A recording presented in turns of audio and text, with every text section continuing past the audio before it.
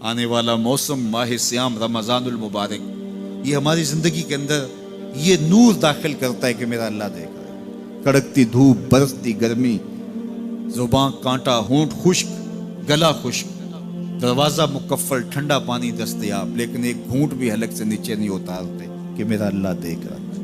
وضو کرتے بھی احتیاط کرتے ہیں کہ میرا اللہ مجھے دیکھ رہا ہے۔ کرتے ہیں کہ نہیں کرتے؟ یہ نور ملتا ہے کہ نہیں ملتا؟ اس کو پھر جذب کر لینا چاہیے تاکہ یہ زندگی میں چھا جائے، کیونکہ جو رمضان میں دیکھتا ہے وہ غیر رمضان میں بھی دیکھتا ہے۔ اور پھر پانی نہیں پیتے کہ اللہ دیکھ رہا ہے، کھانا نہیں کھاتے اللہ دیکھ رہا ہے، لیکن جب آنکھ بھٹکتی ہے تو اس وقت اللہ نہیں دیکھتا، جب خیال بہکتا ہے تو اس وقت اللہ نہیں دیکھتا۔ رشوت میز کے اوپر سے لے رہے ہوں یا نیچے سے لے رہے ہوں تب نہیں اللہ دیکھ رہا ہوتا، اللہ صرف کھانے اور پینے کو دیکھ رہا ہوتا ہے۔ یہ جو ایک نور آیا ہے اس کو جذب کر لیں، پوری زندگی میں پھیلا لیں۔ تو اسی لیے رمضان تقوی بانٹتا ہے، روزہ تقوی بانٹتا ہے، زندگی میں نور اور روشنیاں بھر دیتا ہے۔ اقبال نے کہا تھا حب دولت تلف می سازت زکات، زکات حب دولت کو زائل کرتی ہے۔ جب اللہ کی راہ میں لٹاؤ گے تو اس سے کم بھی نہیں ہوگا۔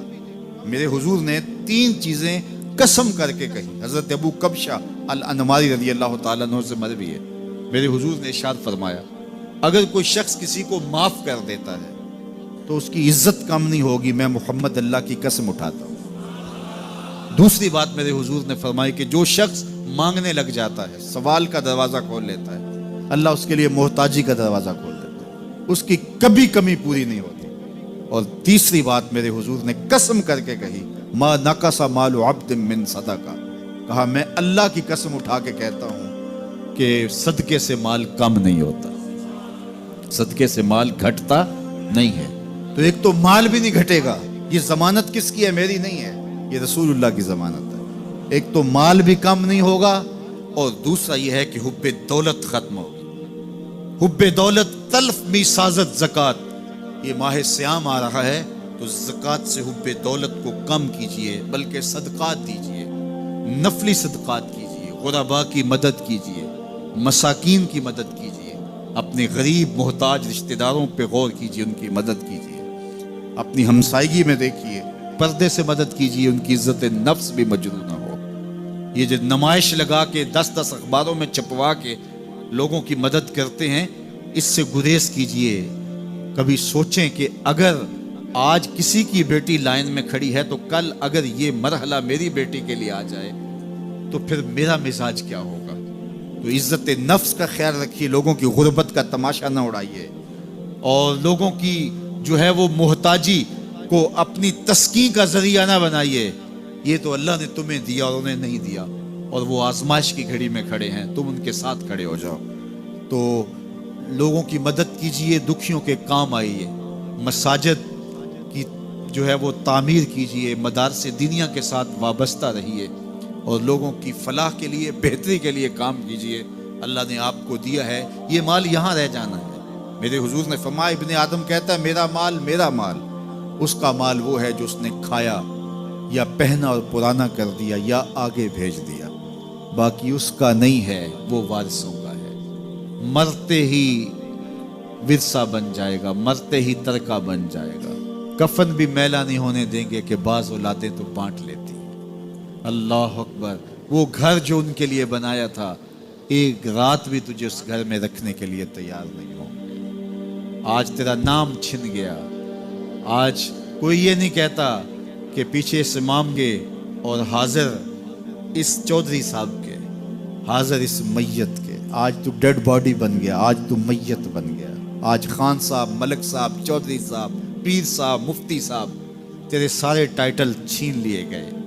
آج پیچھے اس امام کے اور دعا واسطے حاضر اس میت کے، آج تو میت بن گیا۔ آج تیرا لباس بھی پھاڑ کے اتارا ہے، آج تیرے انگوٹھے باندھ دیے گئے ہیں، ناک میں روئی ٹھونس دی گئی ہے۔ آج تو غسال کے رحم و کرم پہ ہیں، وہ تجھے ادھر الٹ دے یا ادھر پلٹ دے، اب تیرے پاس کوئی اختیار ہی باقی نہیں رہا۔ میاں صاحب بولے جاندی واری ڈرونا بنےوں تے ہاتھ نہ لاندے ڈرتے۔ آج اولاد بھی دور ہے، پوتے اور پوتیاں بھی ڈرتی ہیں۔ جاندی واری ڈرونا بنےوں تے ہاتھ نہ لاندے ڈر دے، जिन्ना लई तू पाप कमाए आज किथे नहीं तेरे कर दे। आज सारे चले गए, तो आज अपने हाथ से अपनी ज़िंदगी को संवारने के अमल की तरफ बढ़ें और राह खुदा में खर्च करें, दुखियों, मजबूरों और लाचारों के काम आएँ। अल्लाह आपकी मदद करेगा और हुब्बे दुनिया कम होगी। अल्लाह ताला जल्ला शानहू ने सूरह आदियात में पहली 5 आयत में कसमें की, फिर 3 आयत में जो है वो हज़रत इंसान की वो कमियां, कोताहियां जिनकी बुनियाद पर बाकी गुनाह सरजद होते हैं उनको बयान किया, और उसके बाद फिर इलाज भी कुरान ने बताया और किस कदर उसको चोट लगाई। अफला यालमु इज़ा बुसिरा मा फिल कुबूर व हुस्सिला मा फिस सुदूर इन्ना रब्बहुम बिहिम यौमइज़िन लखबीर। अफला यालमु इज़ा बुसिरा मा फिल कुबूर। ऐ अकड़ के चलने वाले, ऐ नाशुक्र इंसान, ऐ दौलत के पुजारी, वो वक्त याद कर जब तू कब्र से उठाया जाएगा। उस वक्त कफन भी छीन लिया जाएगा।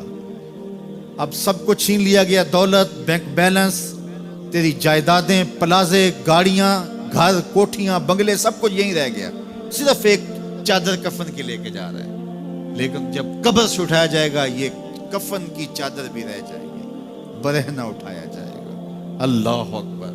न पाँव में जूते, न सर पे पगड़ी, न बदन पे कपड़ा, बुरहना उठाया जाएगा। सैयदा आयशा रज़ियल्लाहु ताला अन्हा ने सुना तो कांपने लगी। अर्ज की हुजूर कब्र से बुरहना उठाए जाएंगे तो एक दूसरे से हया नहीं आएगी? फरमाया आयशा मामला इससे भी आगे है, किसी को होश होगी तो हया आएगी, होश उड़े हुए होंगे, खौफे कयामत तारी होगा। कब्रों से यूं लोग उठाए जाएंगे। अफला यअलमु इज़ा बुसिरा मा फिल कुबूर। अब बोसिरा का जो मफहूम है, जो तर्जुमा और मानी है वो तो रहे, बोसिरा का जो सोती आहंग है, जब बोलते हुए एक झटका लगता है तो कब्रों से उठते हुए लोगों की कैफियत मालूम करने के लिए बोसिरा का सोती आहंग ही काफी है।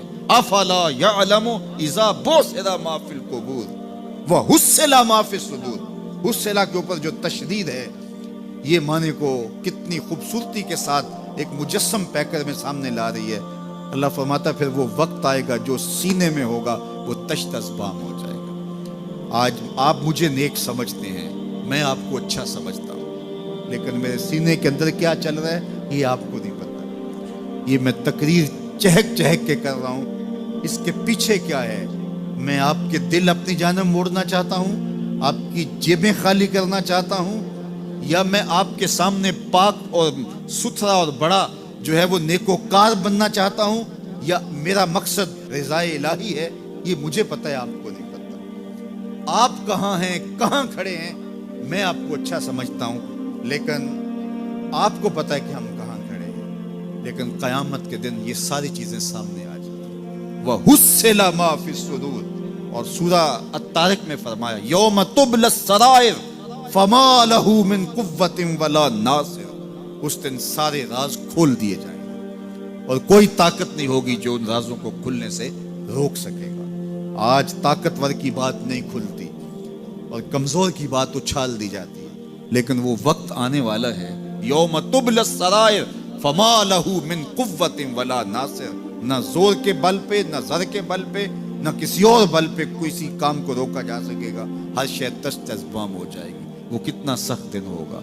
ऐ दावरे हशर मेरा नाम आए आमाल न पूछ, इसमें कई पर्दा नशीनों के भी नाम आते हैं। तो वो कितना सख्त दिन होगा। वह हुस्सिला मा फिस सुदूर इन्ना रब्बहुम बिहिम यौमइज़िन लखबीर। बेशक उनका रब उस दिन उनसे खूब बाखबर होगा। वो आज भी बाखबर है, लेकिन आज कईयों को यकीन नहीं कि वो बाखबर है, लेकिन उस दिन सबको यकीन हो जाएगा कि मेरा रब इससे बाखबर है। जब पुरानी तस्वीरें चलना शुरू हो जाएंगी, जब सारी वीडियो सामने आ जाएगी, जिंदगी में जो जो किया, तन्हाई में, एलानिया, खुफिया, जहां जहां जो किया, दादे ऐश दी, सब कुछ तश्तज़बाम होगा। सब कुछ जो है वो स्क्रीन पे चल रहा होगा, कोई चीज़ भी तश्तज़बाम होने से नहीं रह जाएगी। तो फिर बंदा कहेगा ओहो ये तो सब मेरे मालिक को पता था, लोगों की नज़रों से छुप सका, रब की निगाहों से तो नहीं छुप सका। उसकी निगाहों से कौन छुप सकता है? ये यकीन आज अपनी रूहों में उतार लो, अच्छी तरह से जज्ब कर लो। گناہوں سے بچنے کا اکثیر نسخہ ہے یہ یقین کہ میرا رب مجھے دیکھ رہا ہے۔ یہ یقین جب روح میں جم جائے، خیالوں میں اتر جائے، اعتقاد کا پختہ حصہ بن جائے، پھر بند کوٹھڑی میں بھی جرم نہیں ہو سکتا کہ میرا مالک تو مجھے دیکھ رہا ہے۔ آپ دیکھتے نہیں کہ جب 7 دروازے بند کر کے بت کے اوپر موٹا کپڑا ڈال کے زلیخا بولی ہے تلک یوسف اب تو آ جاؤ نا، اب تو کوئی نہیں دیکھ رہا، قال معاذ اللہ، تو جناب یوسف نے کہا میں اللہ کی پناہ میں آتا ہوں۔ اللہ اکبر، تو دروازے بند کر کے لوگوں کی نظروں سے چھپ گئی ہے، اور بے نور آنکھیں رکھنے والے اس پتھر کے بت سے بھی حیا کرتی ہے اور اس پہ بھی پردہ ڈال لیا ہے۔ جب تو اس جھوٹے خدا سے حیا کرتی ہے، میں سچے خدا سے حیا کیوں نہ کروں جو 7ویں کوٹھڑی میں بھی دیکھتا ہے۔ اتنی روشنیاں برسیں کہ گناہ کا تصور بھی محال ہو، تو یہ یقین کہ میرا اللہ مجھے دیکھ رہا ہے، یہ انسان کی زندگی میں نظم پیدا